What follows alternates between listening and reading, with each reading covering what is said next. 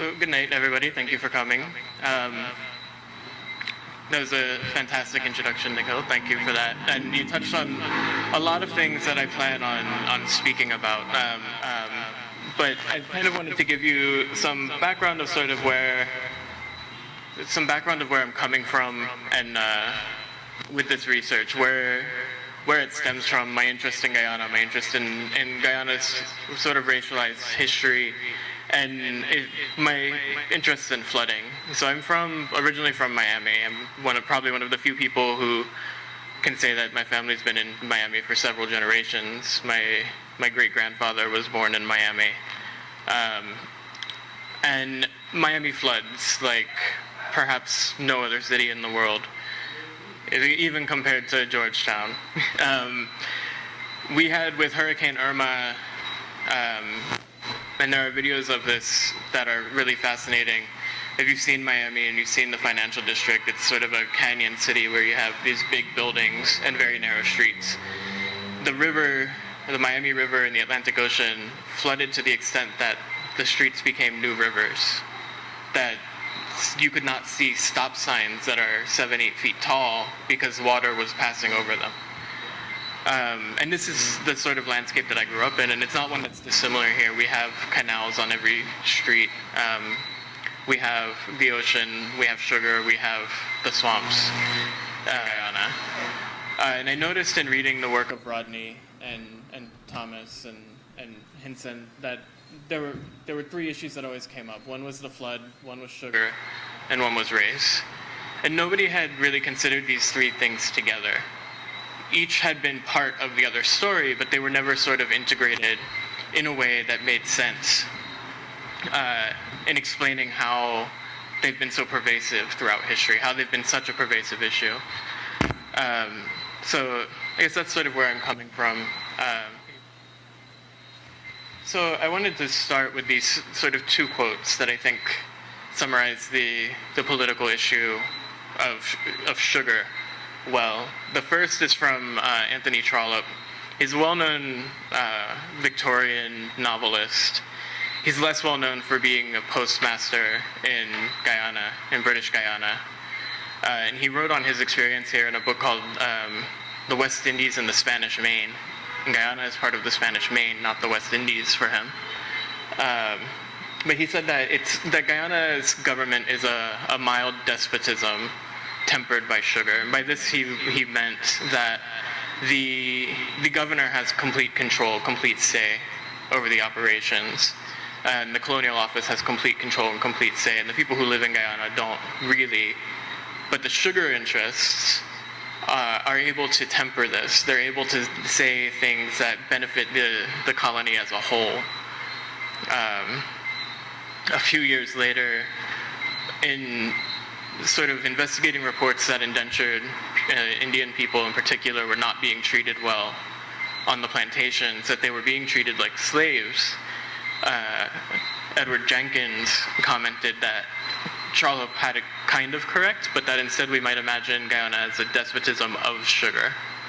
That it didn't matter that the governor, that the colonial office weren't attendant to the needs, because they were only attendant to the interests of the sugar corporations, the planters and the firms such as Booker's and Sandbach. So from this I started to look at African villages, and I've been asked before why African villages in particular, and I wanted to sort of lay out why. And this isn't to say that this history is more important than others. Actually, my whole dissertation looks at the African villages, it looks at Indian villages, it looks at the relationship of sugar, the relationship of rice and agriculture as a whole, to examine these issues. So primarily, African villages are in the historical record more than any other place. If you look at the archives not necessarily the archives here, which have limited resources available, but if you go to London, there are thousands and thousands and thousands of pages on the history of Guyana, commentaries, notes, and there was a major concern for how they would govern, how the colonial office would govern African villages. Plaisance being, I think, probably the most well represented of them. And it was really interesting to me to come into that and sort of thinking about why, and it seems like all these other places, Georgetown and New Amsterdam were colonial lands, so they were governed by the governor, and the governor made all decisions in those places. The estates were governed by the estates, and they made all those decisions. But then when you got to the villages, there was no real consensus on how they should be governed, whether they should be autonomous, whether they should be allowed to govern themselves, or whether they should come under the rule of the colonial office, or until, at least until 1856, but I'll get to that in a minute. And then also, while villages were predominantly black, and normally that would not be a good way to look at race relations, they were also Creole, and I use this in the sense that people at the time were using the term Creole to say that Creole is not black, as the census at the time said. Creole was from Guyana. Anything from Guyana was Creole, and this sort of classification frustrated to no end the colonial government, who wanted Creole to mean black. So the villages were always mixed, sort of almost from the beginning. You can see here I have, in 1881, Plaisance was 69% African, and the rest were other people throughout Guyana, in sort of the proportions of the population at the time. And in the villages, they were all treated as being black. They were experiencing the black experiences, and this sort of comes out in Walter Rodney's work, where he talks about global blackness and Pan-Africanism as a means of talking about all colonized people. So there's a lot of, I think there's a misconception here that I get from a lot of people when I'm doing my interviews, when I'm talking to people about my research, and it's that the Dutch alone sort of established flood control in Guyana. And that's not necessarily true.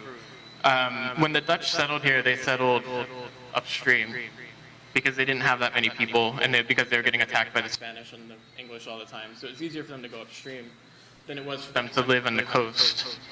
The people who lived on the coast there were some Dutch, but they were also British and French and German. And they each have their own histories of flood control in their countries. And they each brought their own ideas of flood control in. So from 1796 to 1813, this was still a Dutch colony, but it was run by the British.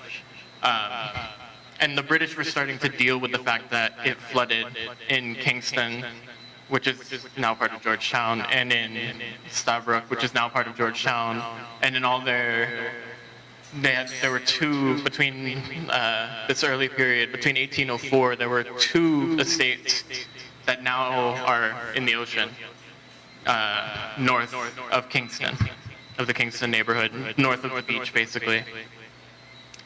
And they were trying to figure this out and not sure where to go, not sure what to do, not sure who should pay for flood control, not sure who should decide what to do.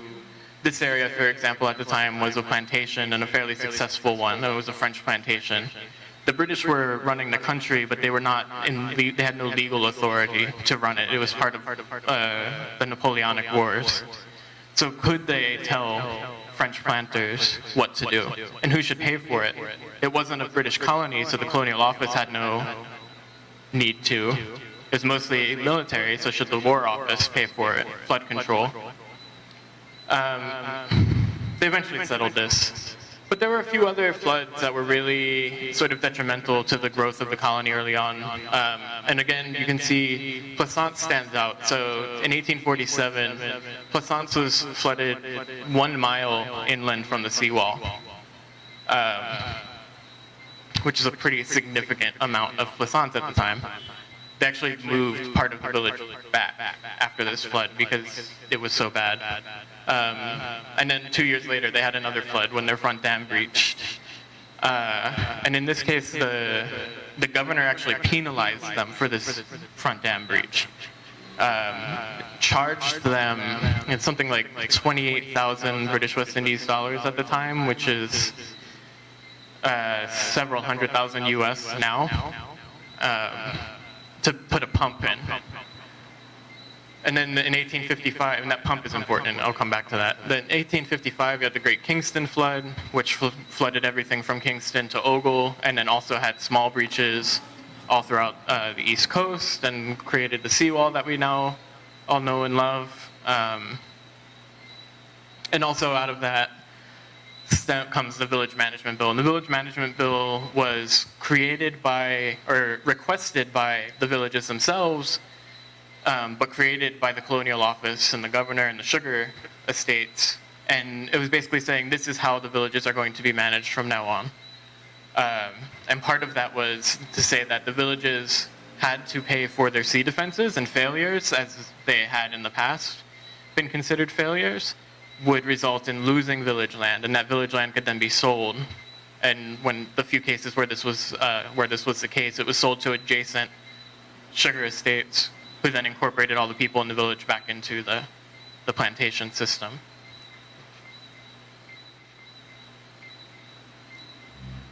So in 1886, there was a major flood in Plaisance again. And the reason for this flood was Plaisance had been paying rates to maintain this pump that was put in as a result of the earlier flood, the 1849 flood. And the governor was not, the Public Works Office were not maintaining this pump. So, frustrated, the villagers went to the Daily Chronicle, and they wrote complaints. And there are pages and pages of complaints, but this one stood out to me because it specifically lays out this problem of the flood in a racial manner.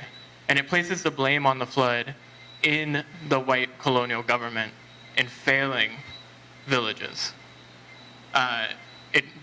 Part of this is because the villages saw themselves as being a way of escaping the sugar industry, the plantation economy. Not necessarily completely, but as a way of saying we can do this on our own. We can grow our own food, we can grow cassava, we can grow plantain, we can grow ground fruits, and we can eat them, and we can sell them. And we don't have to work as much in the plantations. And I'm skipping over some of this history. There were a number of strikes involved in this, going back into the 1840s. But the important part here is that the villages, and at least these villagers in Plaisance, saw themselves as colonial citizens who were paying taxes and expected something in return from the colonial government for those taxes. And they weren't getting it because they were not white. So nothing came out of that. The next year, there was another flood in Plaisance and in BV. And the flood in Plaisance and BV were two separate things that happened at the same time. In Plaisance, the back dam collapsed. And villagers in Plaisance said that this is because the estate manager at Godverwachting modified a stop-off so that he could extend the cultivation by 2 weeks. This extension of cultivation caused water to build up in the conservancy more than it was meant to be held, put pressure on the Plaisance back dam, and it completely inundated all of their back lots, all their fields where they were growing their crops. In BV, at the same time, they had been paying for front dam maintenance, and in this case, the front dam was the seawall. There was no concrete seawall in BV at the time, and it collapsed. So the response when both of these villages complained was for planters, such as the very wonderful Harry Garnett from Nonpareil, to say, well, it's nice that you want to do something else, but without sugar, you're nothing. And without sugar, the country is nothing. So you need to just suck up this flooding and come back and work in the sugar plantations. And that's how you will survive. That's how you'll live in Guyana, as employees for sugar. this obviously didn't sit well with people, but they had no other choice. And there were very heated public commentaries in which planters, such as Mr. Garnett, used their real names, where villagers all used pseudonyms. So if you actually look here, he says he named somebody Looker On. Looker On is the pseudonym that was used in one of these letters to complain about this situation and to say that this isn't a situation, that these floods were not unintentional, that they were a result of the actions, the direct actions of the governor in his failure to maintain his failure to alert the Public Works Department to maintain the front dam in BV, and of the estate manager at Godforvachting for modifying a stop-off that resulted in the collapse of the back dam. And again, nothing came out of this. So for the next few decades, flooding continued on the East Coast. Less in Georgetown, because Georgetown was run by the governor, and the governor lived there, so everything was great. But it was it was through the estates and it was through the villages. And during this time, especially during the 1920s and 30s,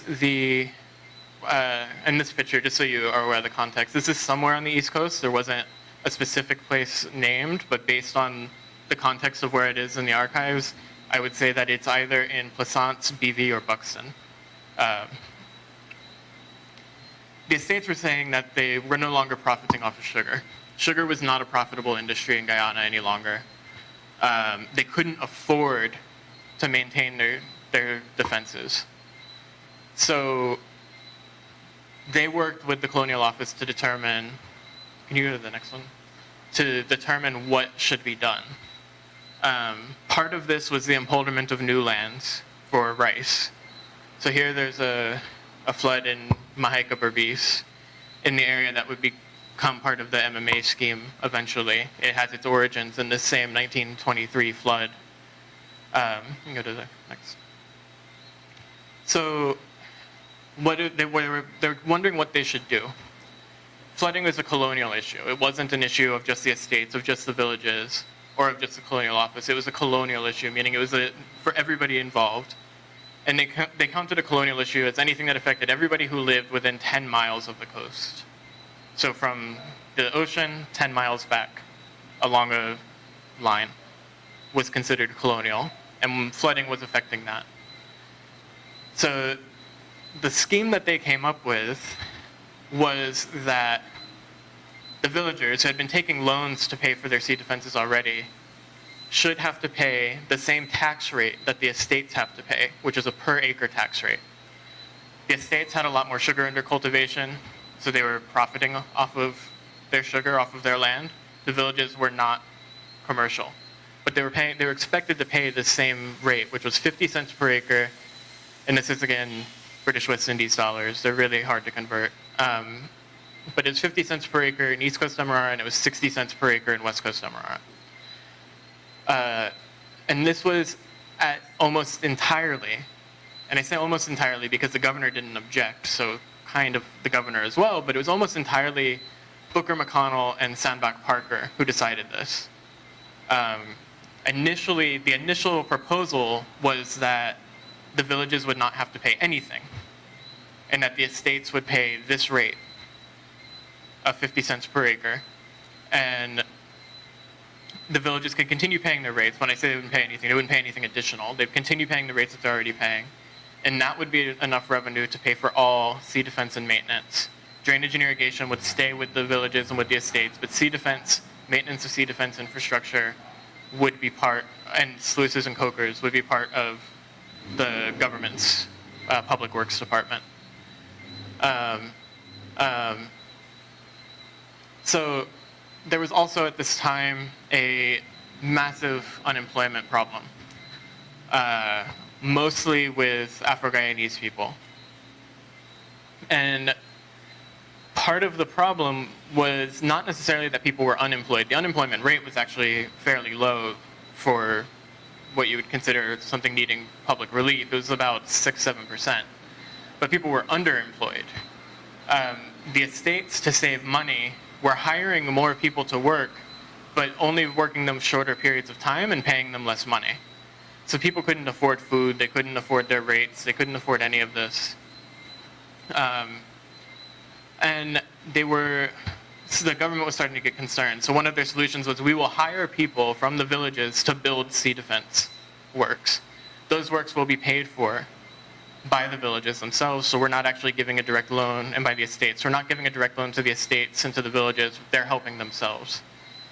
Part of the problem with this was to raise the initial funds for that, Sandbach Parker, who said they couldn't afford to do this, provided a loan to the government to pay for this. So they actually ended up getting free labor to build sea defenses, and then it was paid back with interest, so then they profited directly off of that.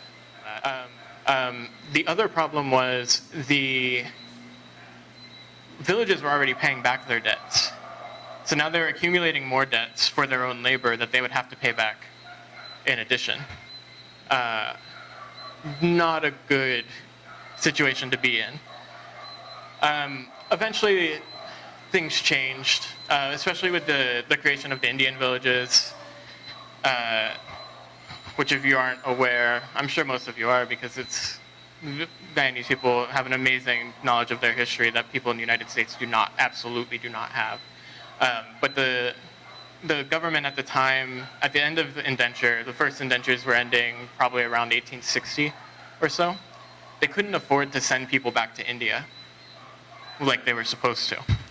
So instead they offered them land, but they didn't have land to give them. So they started empoldering land and creating Indian villages, and that's where the sort of origins of the rice industry come into play. But this created a situation where they really needed to address this sort of village rate issue. So village responsibilities over time decreased, but the burdens stayed. So even though they were no longer necessarily being charged for every little thing like they had been for the past 50, 60 years, they were still paying back all the loans from all that stuff, and they were still paying back interest on all of that. And it was just things were not going well. Also, with these floods in the 1920s and 30s, there was a very sort of unique thing happened. When the floods inundated village lands, the villages that were growing rice were given free rice to replant and to continue. The African villages were told that ground crops were not profitable and that they should instead grow sugar. And they could sell their sugar for processing to the estates next to where they lived. And because it was unprocessed, they would make almost no money off of it. And they couldn't eat it. You can't eat. You can eat sugarcane, but you can't survive off of eating sugarcane. So some of the villages did. Plaisance, BV grew sugar, but they also grew ground crops. They continued doing their thing. But I wanted to just give you sort of the extent of this flooding. So this is a church in Plaisance in 1934 that the waters had already receded here. They were about 2 feet deep in this picture. At their height, they were 6 feet deep in Plaisance. They didn't indicate which church this is or where in the village it is. If anybody knows, if the building is still there, please let me know. I would love to have that information. But so Plaisance was really badly flooded. You can go to the next one. And then in the same storm, the seawall at LUSIGNAN breached in a very wonderfully catastrophic way. The breach is about 100 feet long, and it took out the entire seawall, including all of the underfooting. So they couldn't, typically when you have a seawall breach during this time, they would put sugarcane, palm fronds, coconut husks, sandbags, anything that they could in the place of it. Here, the only thing they could do is bring in machinery to try to push the debris back into the rough shape of a seawall. And the same flood went all the way to Cane Grove, where this poor dog is sitting on one of those concrete posts that you see on the walkways, the plaster posts. And again, here this is taken, so that's probably about 3 feet of water. And the report that accompanied this picture said that the water had already receded by 40 to 50%. So what? So why does any of this matter? I think flood control policy, and as part of a general development policy and as part of climate policy, and we need to, I think it's important to make a distinction that there can be two different types of flood control policy that overlap, but that ultimately have the same goal. It needs to attend to these histories. It can't be what some colleagues of mine have called colorblind. It can't pretend that people have the same experiences, or that things like race don't matter. So if you do the same things in every place, it has the same impact. And I would just also say, Nikhil spoke beautifully about this at the beginning and said a lot of the things that I was going to say, and I'm not going to repeat it all because I think he articulated it better than I would. But also these histories that we see here, they have lasting material impacts. And by that I mean they continue to impact the way people are able to live. And this isn't true just of Guyana, this is true everywhere. As recently as 1976, British and USAID programs looking at rebuilding seawalls in the Essequibo coast used race as a justification for which villages should get attention, which villages should get foreign aid, and which ones should the government have to pay for. Basically, their argument was USAID and UKAID would pay for predominantly Indian villages because Burnham was supposedly leading the Black Guyanese and was doing so poorly. So it was punishment for Burnham, which is a ridiculous logic because it doesn't punish Burnham, it punishes the people who are suffering from floods.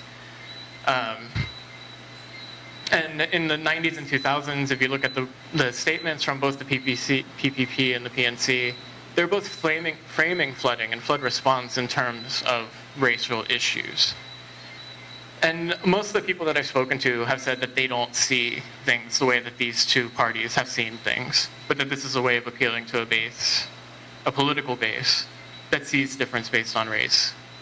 And I think that that's also something important to think about and to consider. And it's something that I think I've certainly in my experience in Guyana have seen, but I'm also interested in knowing more. Can you go to the next one?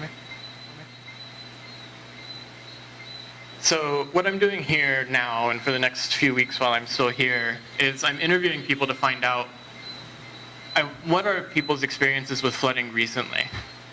And I'm not the first to do this. I know Mark Pelling was here in the 90s asking similar questions. Sarah Vaughn was here probably 5 years ago asking almost the exact same questions. But my interests from there are slightly different because what I'm interested in is in how are these histories impacting people? And I don't expect people to know the answer to that. But what I want is to better understand how different people in different parts of Guyana, in different parts of the coast, in Georgetown, in West Coast, and East Coast, experience floods. How do people think about government response to floods? And so I'm trying to interview people, and hadn't